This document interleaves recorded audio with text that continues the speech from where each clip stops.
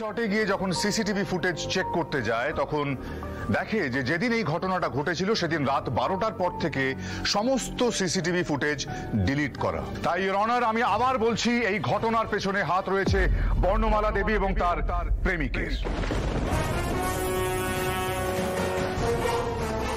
12টার পর যে কেন সিসিটিভি বন্ধ হয়ে গেল সেটা তো আমি নিজেও জানি না, কিন্তু কোর্টে তো সেটা প্রমাণ করা যাবে না। ধ্রুব তো মিথ্যাও বলে না, ও কি আর কিছু বলবে? মা চণ্ডী, জুনিয়র মিত্তিবাবুকে শক্তি দাও মা, উনি যেন শ্যামলীদিকে বাঁচিয়ে দিতে পারেন। আমরা কনস্ট্যান্টলি একটা টার্ম ইউজ করে যাচ্ছি, নিখোঁজ। এই শব্দটা যখন আমরা ব্যবহার করছি তাহলে কখন, কে, কিভাবে, কোথায় ছিল, এত কথা কি করে জানা যাচ্ছে?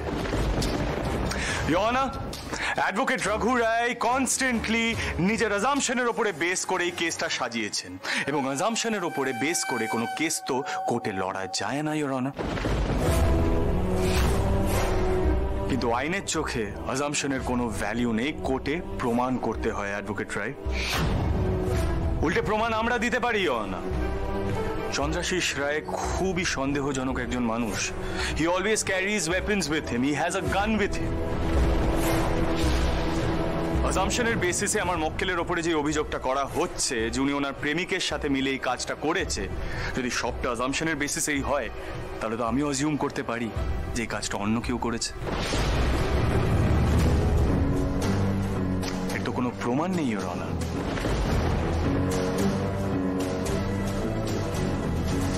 রইল বাকি রাত 12টার পরে যে সিসিটিভি ফুটেজটা মিসিং, সেটার জন্য হোটেলের মালিকের সাথে কথা বলতে হবে।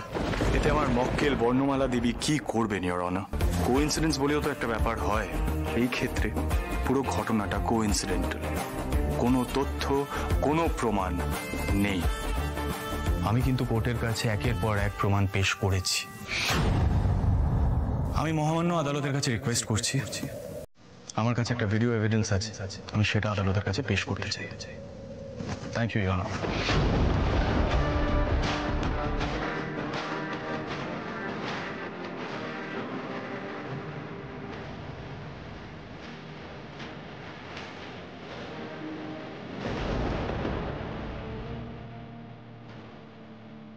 আমি গুলি করে মেরে ভাই।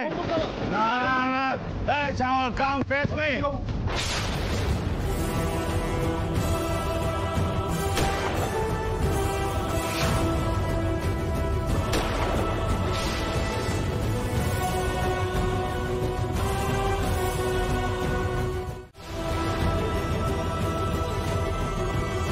ইওর অনার, আপনি নিশ্চয়ই ভিডিওটা দেখে বুঝতেই পারছেন যে চন্দ্রাশিস রয় খুবই ডেঞ্জারাস একজন লোক। কথা নেই, বার্তা নেই, রিসর্টের মধ্যে কনস্ট্যান্টলি গুলি চালিয়ে যাচ্ছেন, ফায়ারিং করে যাচ্ছে। কেউ মারা যেতে পারতো, ইওর অনার। আর ওনার বন্দুকের লাইসেন্সের ডেটও আমি বার করেছি। বর্ণমালা দেবীকে বিয়ে করার অনেক আগে থেকেই উনি বন্দুকটা ক্যারি করেন, ইওর অনার। আপনার আমার মতন সাধারণ মানুষ আমরা কি বন্দুক ক্যারি করি? No, your honour. কিন্তু চন্দ্রাশিস রায়ের মতন মানুষকে বন্দুক ক্যারি করতে হয় কেন? কারণ তার প্রাণের ভয় আছে।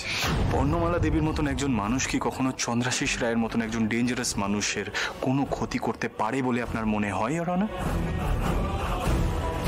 এই ভাবনাটাই তো হাস্যকর, ইওর অনার। হাস্যকর নয়, ইওর অনার।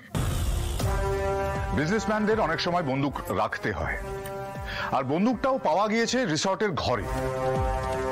চন্দ্রাশিস বাবু তখন টিপসি ছিলেন যখন এই সুযোগটা কাজে লাগিয়েছিলেন বর্ণমালা দেবী এবং তার প্রেমিক বৃন্দা রায়, এবং শুভঙ্কর সরকারের কথাতেও সেটাই স্পষ্ট হয়ে দাঁড়ায়। বর্ণমালা দেবী তার প্রেমিকের সঙ্গে নিয়মিত যোগাযোগ রাখতেন এবং এই কাজটা ওনারাই করতে পারেন। তাই আমি আদালতের কাছে আর্জি জানাবো বর্ণমালা দেবীকে কঠিন থেকে কঠিনতম শাস্তি দেওয়ার জন্য। ইওর অনার, অ্যাডভোকেট রঘু রায় এবং বৃন্দা দেবী তারা দুজনে মিলে বলছেন যে আমার মক্কেল তার প্রেমিকের সাথে মিলে এই কাজটা করেছেন। তা হতেই পারে, কিন্তু প্রমাণ কোথায়? সবই তো মুখের কথাই, না কোনো প্রমাণ নেই। কিন্তু আমি কিন্তু প্রমাণ করে দিয়েছি যে চন্দ্রাশিস রয় খুবই সন্দেহজনক একজন ব্যক্তি। ভিডিও ফুটেজ আছে। গোটা ঘটনাটার পরে চন্দ্রাশিস রয়ের রিসর্টের রুমে একটা বন্দুক পাওয়া যায়। সেখানে এক্স্যাক্টলি কি ঘটেছিল তার প্রমাণও তো নেই ওর অনার। তাই বর্ণমালা দেবীর জায়গায় অন্য কেউ তো দোষী হতে পারে। আর সেটা যদি মুখের কথা হয় তাহলে শুধু একজনের কথা তো গুরুত্ব পেতে পারে না ইওর অনার। তাই আমি এই ঘটনার সত্যতা প্রমাণের জন্য আমার মক্কেলকে আর ফার্দার হ্যারাস না করে তার জামিনের আর্জি জানাচ্ছি ইওর অনার। Thank you.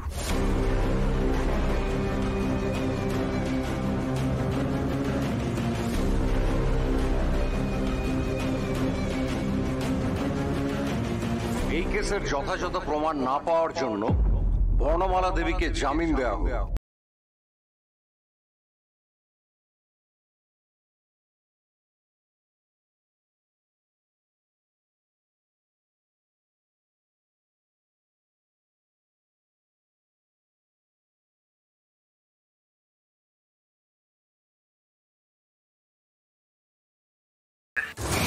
আচ্ছা ওকে আসছি।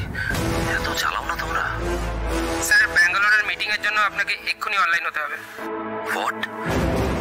এখন তো হবে না, ওটা পরে অ্যারেঞ্জ করো। হ্যালো হ্যালো, কে বলছেন? আরে কথা বলুন। হ্যালো, এই আস্তে কথা বল। ডন বলছি। আপনাকে তো আমি বলেছি আমি দিয়ে দেবো টাকাটা, একটু ওয়েট করুন। অনেক সময় দিয়েছি তোকে, এবার পুরো 30 কোটি ক্যাশ চাই আমার। ব্যবসায় কাটাচ্ছি,